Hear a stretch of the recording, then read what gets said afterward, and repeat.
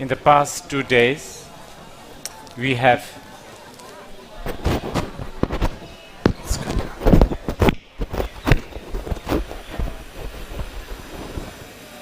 somewhat managed to get inspired and remember the Buddha. To a certain extent, we have heard the words such as impermanence, dukkha, shunyata. Some of us may have managed to contemplate a bit and also meditate. And this is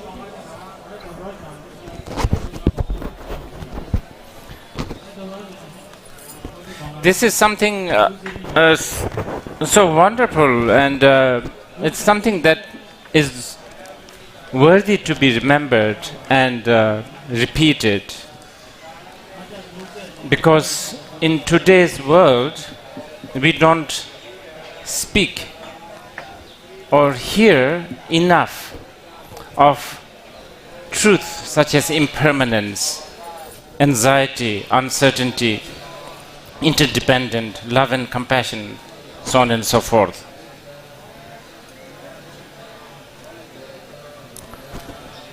But as everything, as Buddha said, all compounded things are impermanent, this gathering is also impermanent. From tomorrow, many of us will go back. Some of you may remain here. Some of you may never come back, and some of you may come back again and again. And when you go back, you will have lots of things to do. You have home to clean, you have vegetables to chop, you have job, you have bosses to agree with. There's so many things out there in the world that will entangle you, because that's how the world is designed. The world is designed to entangle us. Right from the start of the kindergarten, everything we do is to entangle us into more and more of our distractions. So it is possible that you will lose this festive and sort of a celebration mood. And yes, you may forget this. And trying to remember this is probably difficult for us in the midst of all this. Because to remember such kind of celebration, such kind of a remembrance, such kind of sadhana, you need discipline. And discipline is difficult for us, because only time I think we human beings like so-called discipline is when others have it.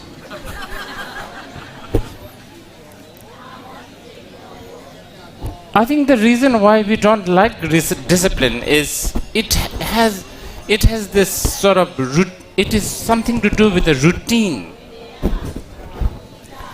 It's like an unvarying or habitual method or a procedure that you need to sort of,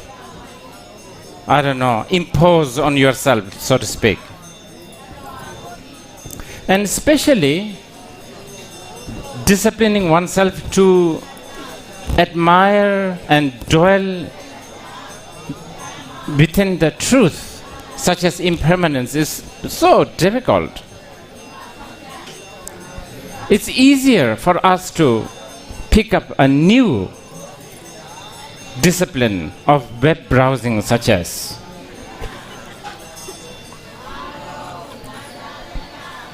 it's really difficult to habituate ourselves to think about impermanence, think about, dependent arising, think about how things are illusory.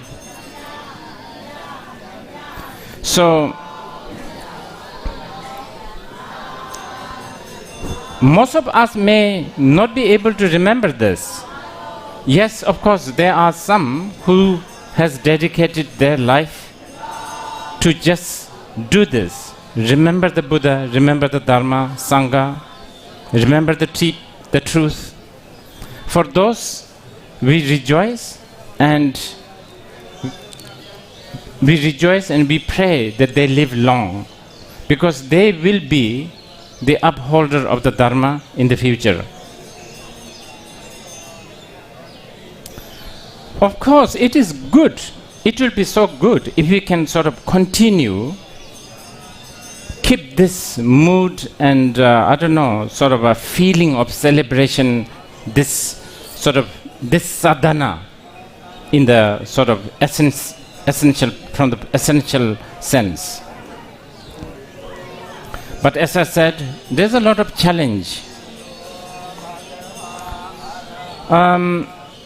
In our life, we have all kinds of sensations, all kinds of feeling.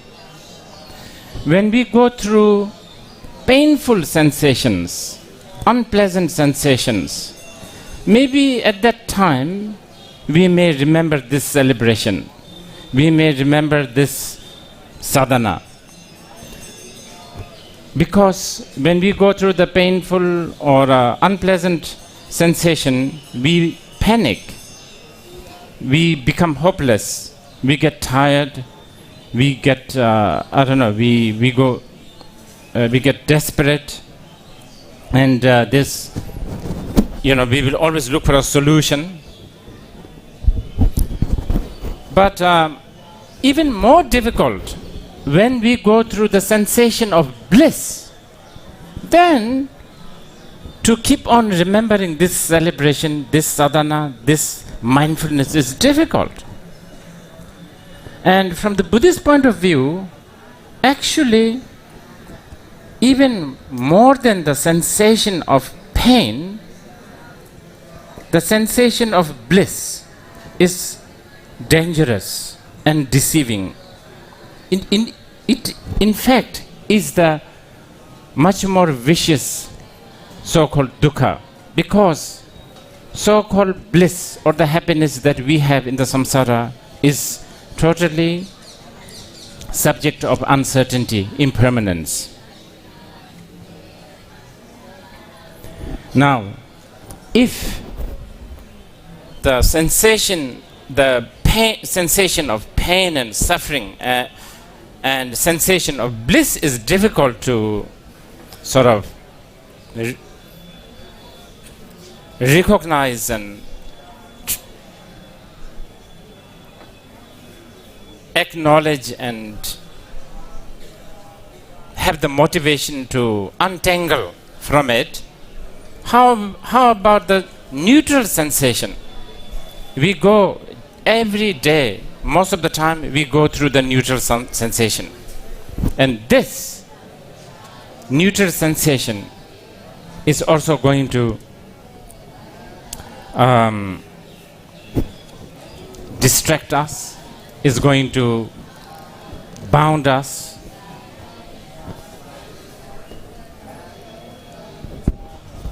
But to celebrate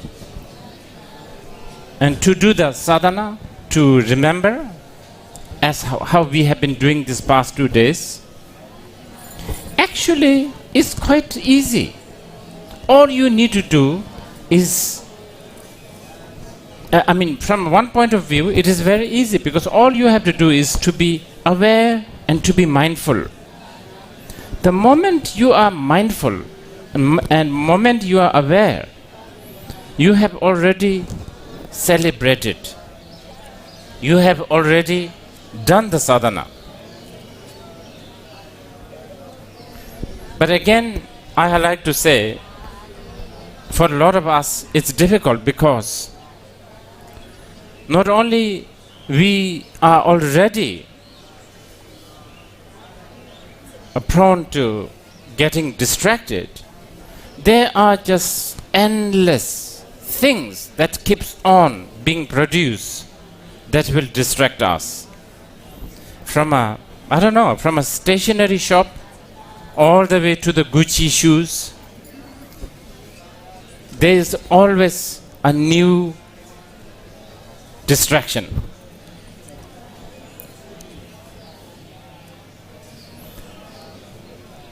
We are very, it's almost like not to be distracted is unbearable. I was thinking, if we, all human beings, can apply the discipline of no distractions a minute a day by every human beings, the economy will collapse. The whole market will collapse. So I think we as a human being, we are more concerned that we will end up not getting we may end up, not having any place or gadget or reference to be distracted. We love to be distracted. We love so much to be distracted until we get numb. For instance, we look for friendship, which is just another way to be distracted. Because if you don't have relationship, friendships, companionship, then you have no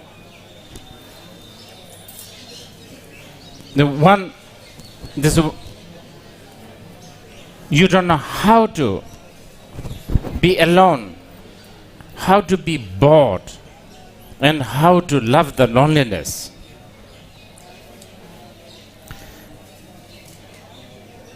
So this boredom, this loneliness, of course, is unbearable. So we are constantly calling for mate. Using many different ways. I don't know, using a special shampoo, a special color hair dye, or pretend that you like espresso, or even speak squeaking.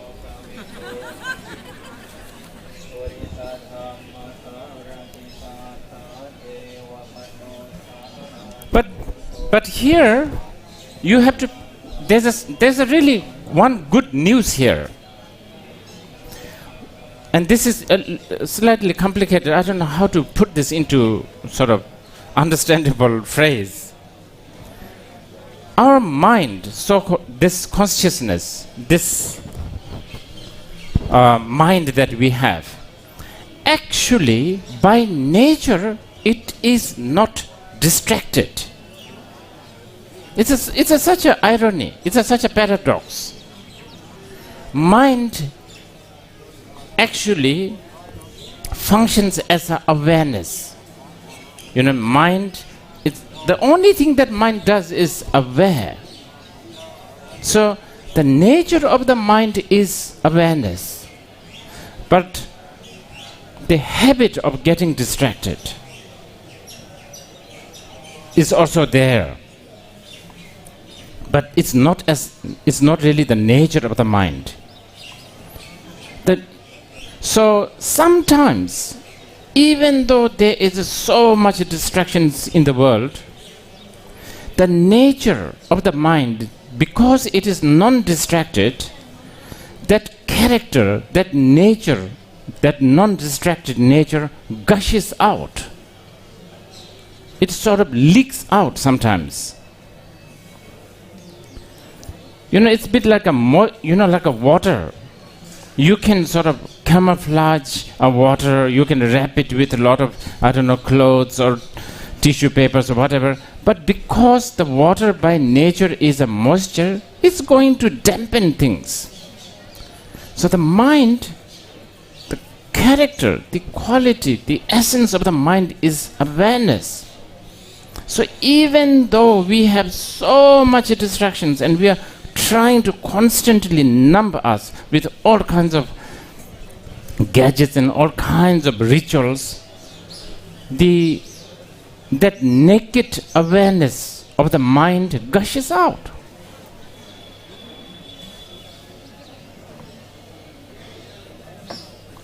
And when this nature, this sort of awareness, cognizance gushes out, most of the ordinary people don't even know what to do. Actually, I think a lot of people also not only don't know what to do, they go through some sort of a pain. They don't know what to do with it. They don't know what to do with this, sort of innate awareness that constantly wants to know. I guess this is what the German philosophers, they call it existential angst. There's this thing, what to do? So then there are people who slash their wrist with blade because they want to feel. They want to sort of experience, they want to feel it. We then, we listen to sad songs. That's like the most ridiculous thing to do, listening to sad songs. Why would you want to be sad? But that's what we do, because there's this cognizance. We watch horror movies. We eat extreme foods like wasabi or chili. But many of these methods that we use to numb ourselves, numb this awareness, gets worn out.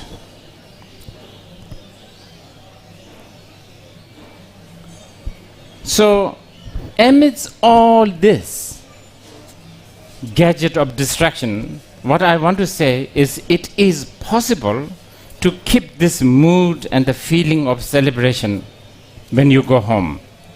You are going to go home, you will have a lot of things to do.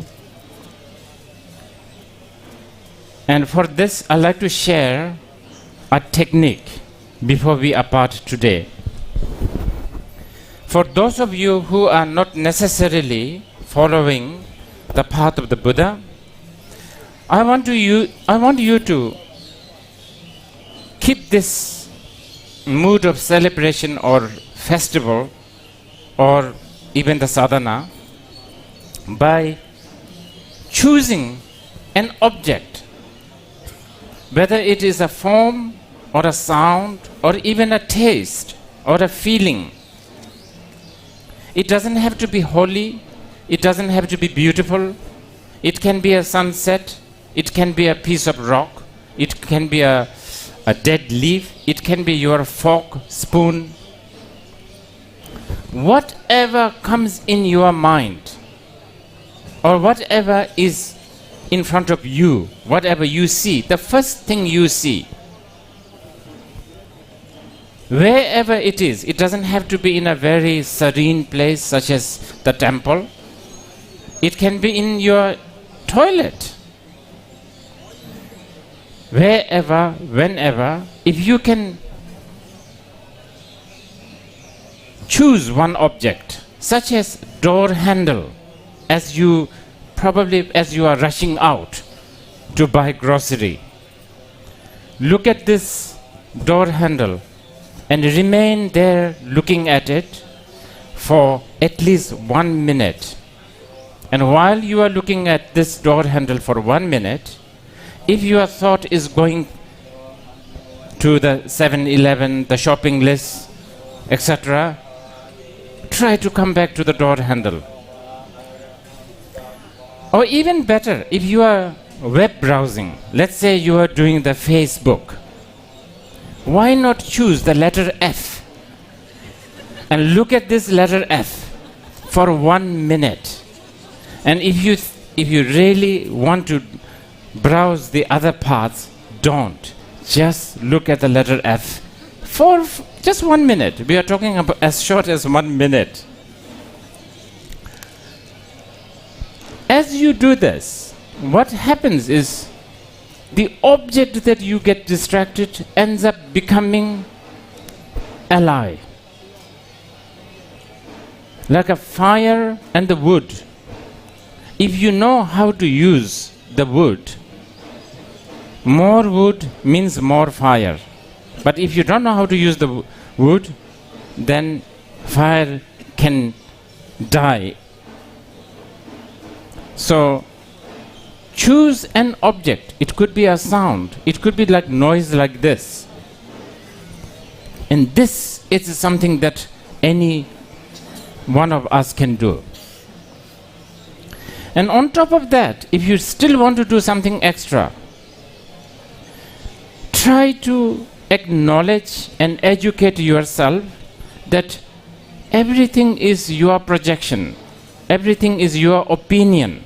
You know, like in the expression, beauty is in the eyes of the beholder. Basically, whatever you are seeing, hearing, whatever you are deciding, it is your projection. As simple as it sounds, if you can really understand what it means, that is just my projection. If you can really comprehend this, you will begin to understand the world of illusion more and more.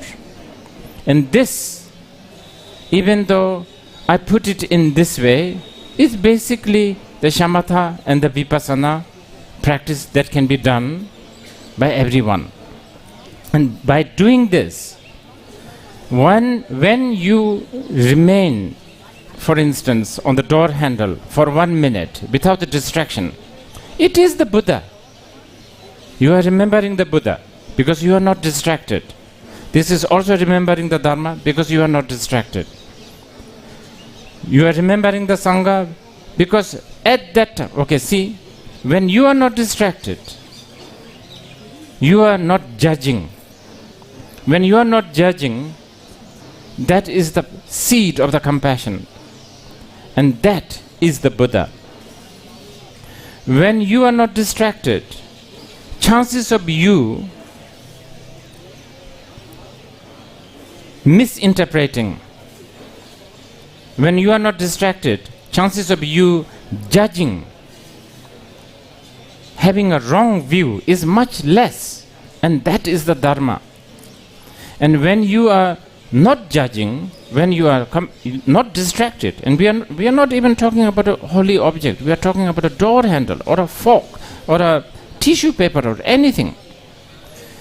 During that time, as short as it may be, you are not contaminated, you are not corrupted by your emotion.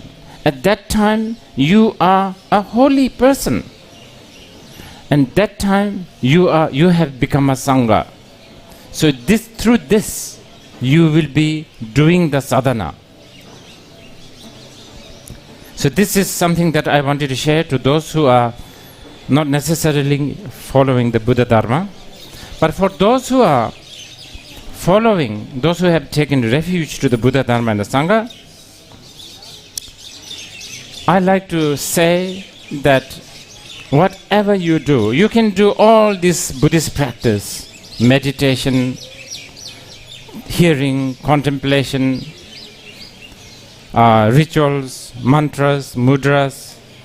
But what I want to request is, fundamentally, we should admire and love and like Buddha, Shakyamuni. This is the most important. I mean, using myself as an example, I have a funny feeling that soon many of you are going to misbehave.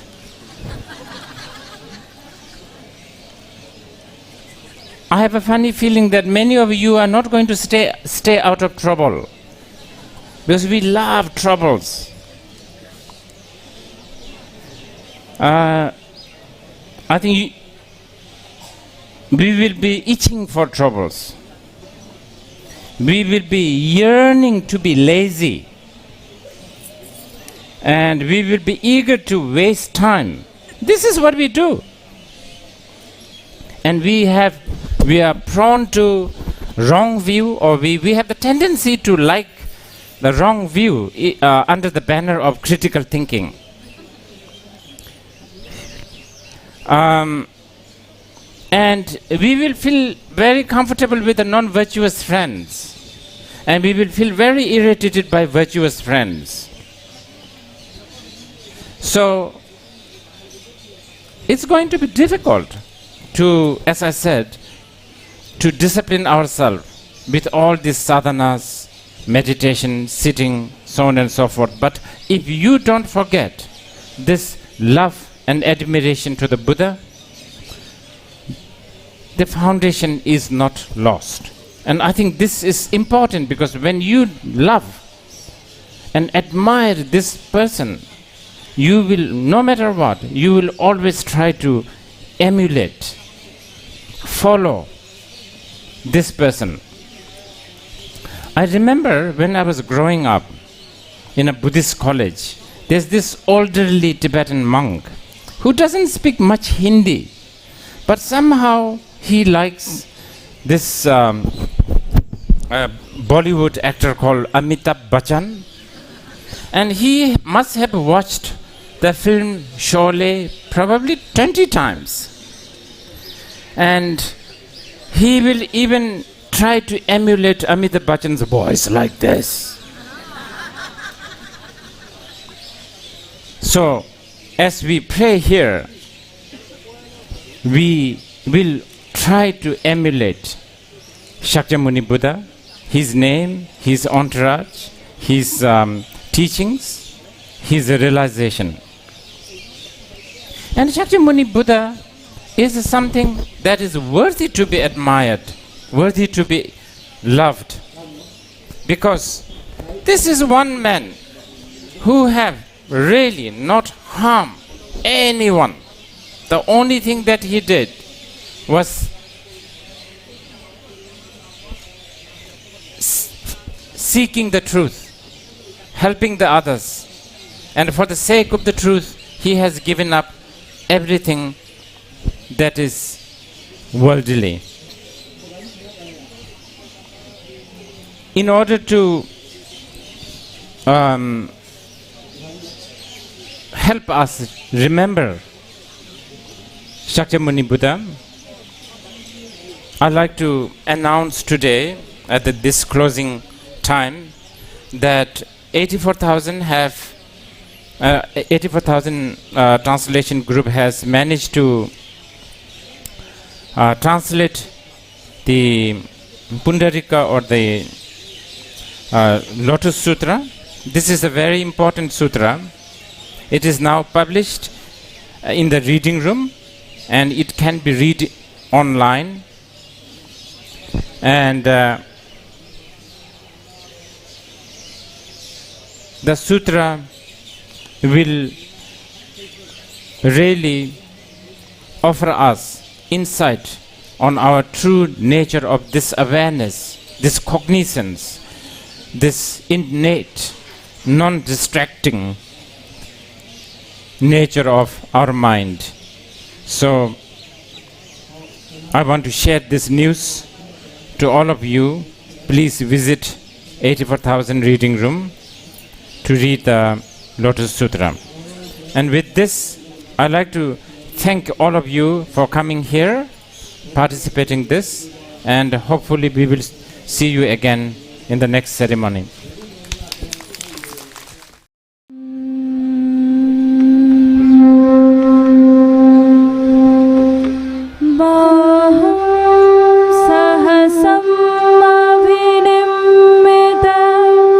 सायुधन्तं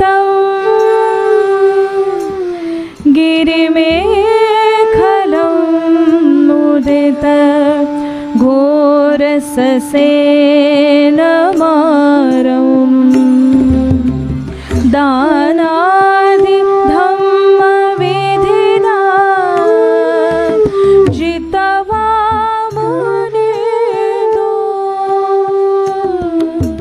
तं तेजसा भवतु ते जयमङ्गलानि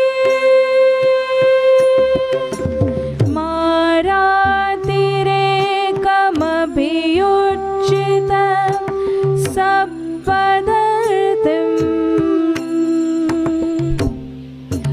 घोरं पनालवकमख मखदयखम्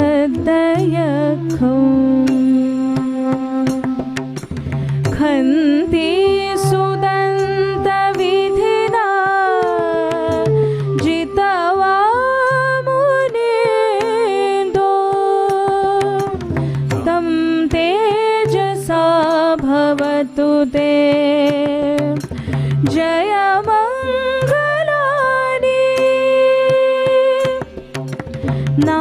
नालागिरि गजवरम् अतिमत्तभूतं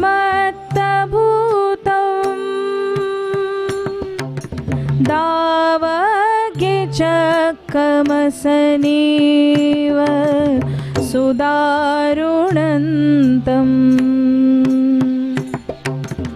मेतं भुसेकविधिना जितवा मुनिदो तं तेजसा भवतु ते जयमङ्गलानि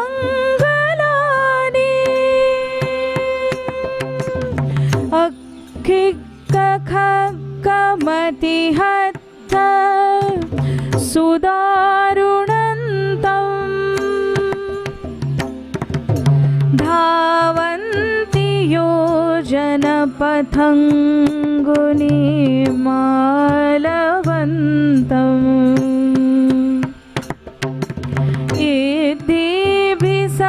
इद्भिसङ्खतमनो जितवा मुनिदो तं तेजसा भवतु ते जयमङ्गलानि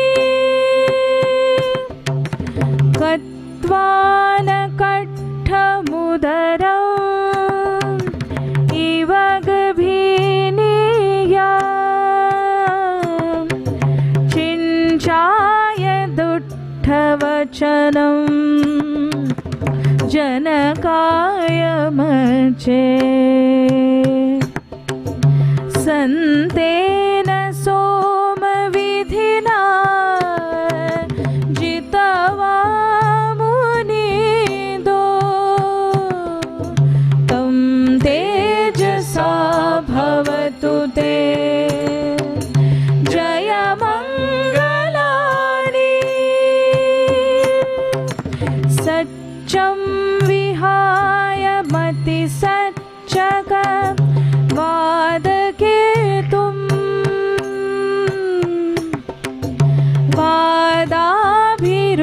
वादाभिरोपितमनो अति अन्धभूतम्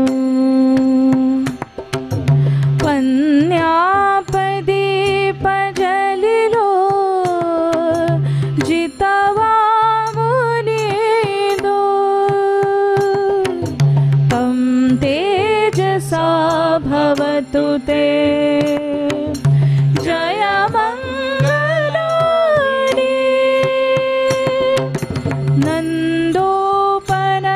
नन्दोपनन्दभुजगं विबुधं महीधिं पुत्तेन थेरभुजगेन दमापयन्तो हेतुपदे सविधिना जितवा मुनिदो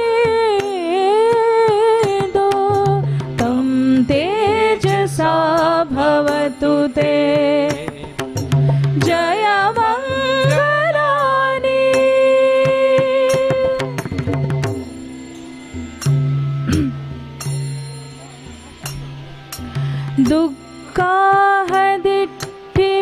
दुःखाहदिट्टिभुजगेन सुदट्टहथौ ब्रह्मं विशुद्धिज्योतिमेद्धि बकाभिधानम्